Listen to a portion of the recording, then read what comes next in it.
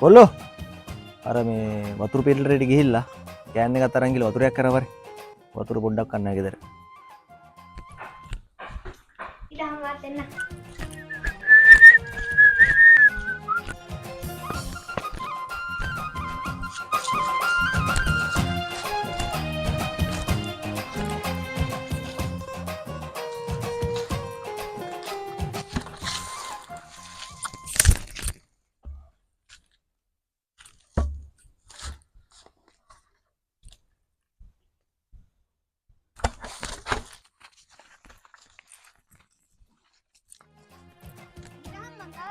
මං බෑලෙන් වතුර ගත්ත කියලා.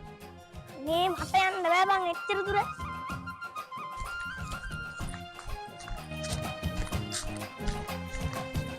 මම මේ ඇලෙන් වතුර ගත්තේ.